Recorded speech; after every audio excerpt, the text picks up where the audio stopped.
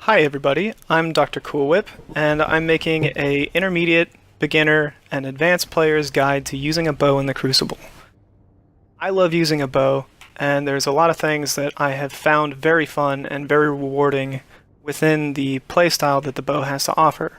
So I wanted to make a really quick video about what I find interesting about bows, some good bows in the game, good perks on the bows, good tactics to use with bows, good combinations to use with bows, and good strategies and so on and so forth. It's an introduction to bows for those that haven't really had much time to play with them or haven't really clicked with the bow as a weapon, and it's also an intermediate and advanced player guide to those that are trying to broaden their horizons and maybe learn something new if they haven't already learned these particular skill sets already.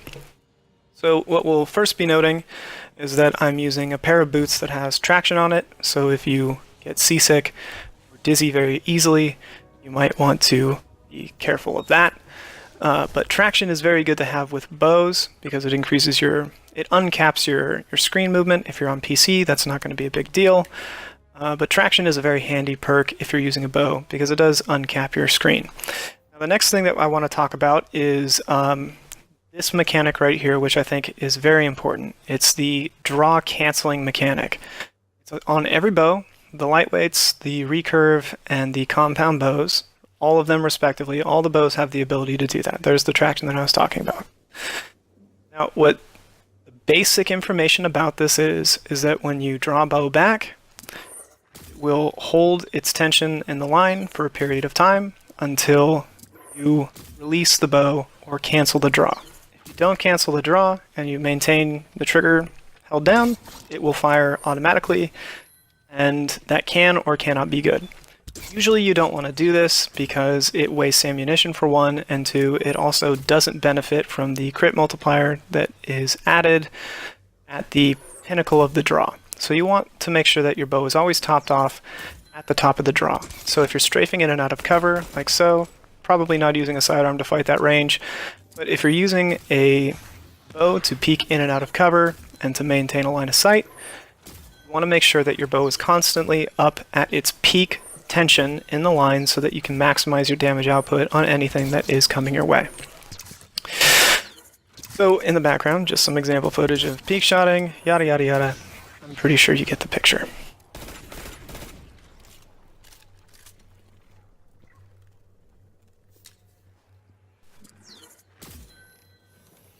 Now, you can draw cancel when you are ADS'd or not ADS'd, but this is a very important thing to note that is very specific to hunters and hunters alone. Hunters can jump while maintaining a full draw. They do not require canceling their draw or having their draw canceled by their jump. It allows them some added utility in the air with a bow. It's a very unique characteristic to hunters alone, and it adds a very high degree of skill for using a bow with this particular class. It allows you to have more access to aerial play and aerial aggression with a particular archetype of weapon that isn't available to you in any other subclass.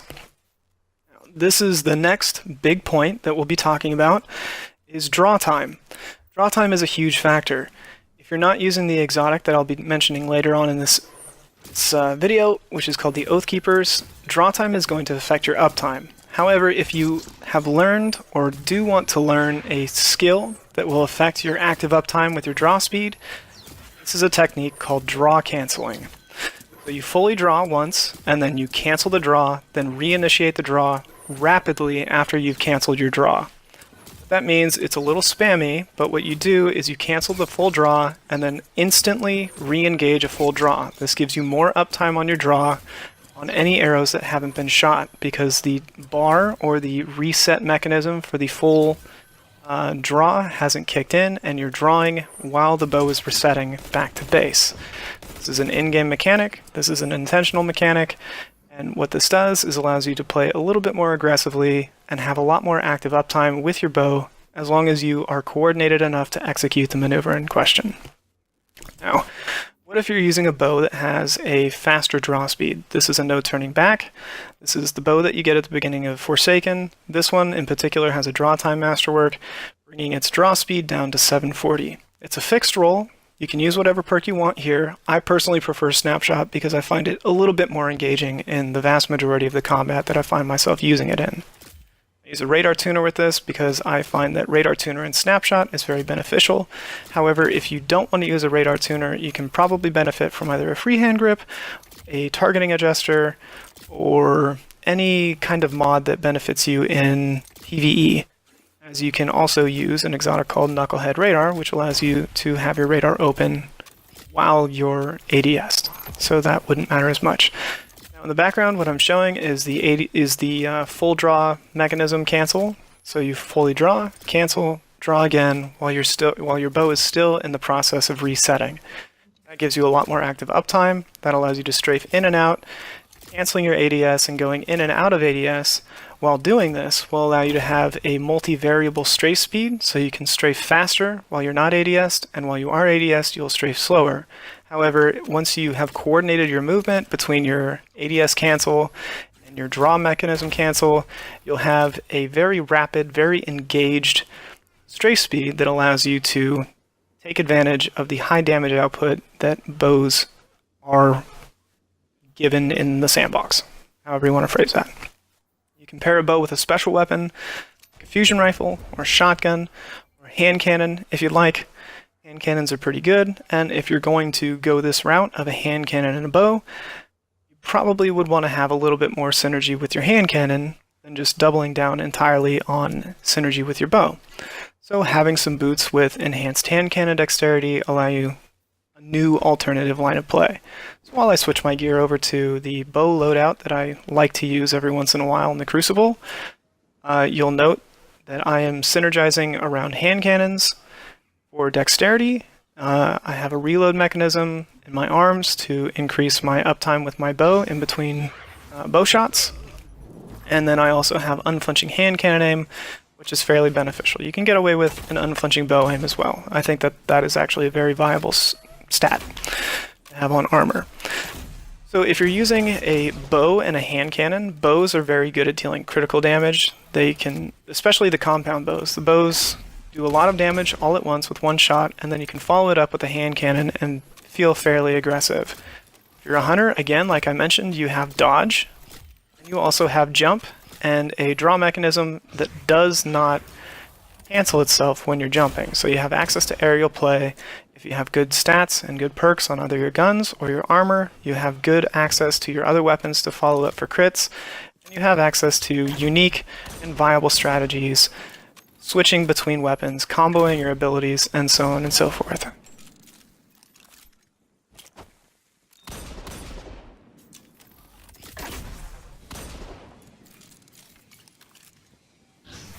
Now, while I'm not fighting anybody in particular in this map, what I'm trying to show is that while I'm shooting this wall, that could be a person there, or there could be a person nearby. And while I'm doing that, it's just to show the validity of switching between weapons and trying different strategies out, along with the different abilities that you have access to as a hunter. I'm using the current Night Stalker subclass, top tree of Night Stalker, which grants invisibility while dodging. I think that that's a fairly viable subclass. But let's say you're trying to do something a little different. Let's say you're going to use a lightweight bow. This is the, what is this called? Arsenic Bite. The Arsenic Bite 4B, and then also using something like the Malfeasance. You can set this bow up however you want. This one on it has a draw time masterwork again. The maximum amount of draw time that you can decrease on this bow is down to 620. So you can get it down to 620 milliseconds or something like that for the draw time, which is fairly efficient. But let's say you want to do some different tactics instead of using something like high jump, which is a very basic jump. This is a fun tactic that I like to use. I call it the back pedal triple jump with the hip fire. Not a very well thought out name, but it's very definitive as to what you do. You jump every time you shoot, and you shoot every time you jump, and you backpedal, and it's a very effective strategy when you're trying to counter something like a shotgun. So if you're using a precision hand cannon, you can actually fire every time you initiate a jump. So you shoot at the exact same time that you jump, and that allows you to move and shoot and put damage down on your target that might be trying to close the distance with you. And you can do so while having a high degree of mobility, and you can also use that as a trick shot as well. It pairs fairly well with bows, and you can also use that doing some fiddly stuff with snipers, as well as bows and precision hand cannons. So I think that that's actually very fun as well. The lightweight bows grant +2 mobility. If you have a high mobility stat build, that's pretty cool. But what if you wanted to double down on that and use something very interesting? What if you use stompies? That would increase your jump height, as well as your jump distance, and as well as the accuracy and control of your jump. So that would make that strategy even more viable if you're using either a precision hand cannon and a bow, or you're trying to be evasive with a bow against some oncoming threats like shotguns and so on and so forth. Now, this is just obviously a very basic showing of this technique, but you can use it aggressively. If you're using your movement as best as possible, you're using your position as best as possible, you're not just running through the map like an idiot like I am, trying to create a situation in my own head and exemplify that on the screen. One of the main benefits of having a high mobility build is that you are harder to land shots on, and you're also harder to close the distance on as well. So having high mobility, high evasion, and then also high damage output, and good weapons that have very good inner accuracy allow you to be very mobile and very accurate and put damage out on targets that normally would be a little bit more static. So let's say we're not using a Arsenic Bite and we're just using a regular bow that seems kind of decent. It's not fully optimized, but it's got a pretty decent roll and it's got perks on it that you want. This is a pretty decent bow. This is a Subtle Calamity. It's a compound bow. It's got quick draw and snapshot sights. I think that was the roll. I can't remember. I've been doing this a while. No, it's quick draw and explosive tips. My bad. So quick draw basically gives it snapshot, but it also gives your bow a lot faster handling, which means that you have faster uptime with your bow, making your movement and combat flow throughout the map a little bit more efficient. The delayed explosive rounds allows damage to be put out onto the target over a period of time. So if there is somebody standing in a rift, hitting them with a delayed explosion round will put more damage on the target over time, allowing you to close the distance to the time to kill than it would if you were just using a regular precision shot, allowing them to heal in the time that it takes you to switch to your different gun and engage them with that weapon while they're engaging you at the same time. Now let's look at a more optimized weapon. This is a Subtle Calamity, Elastic String, and a Draw Time Masterwork. We can compare the two versus the Arsenic Bite, which goes down all the way to 620 at fully optimized, versus 680. You'll note that this Subtle Calamity also has Archer's Tempo, and a Draw Time Masterwork, bringing it down to 680, yada yada yada. The point is that this is a very high damage output precision weapon, whereas the Arsenic Bite deals less damage, but more rapidly. However, with the combination of Archer's Tempo and a good Draw Time Masterwork, the Subtle Calamity can be a very powerful bow if you're using it correctly.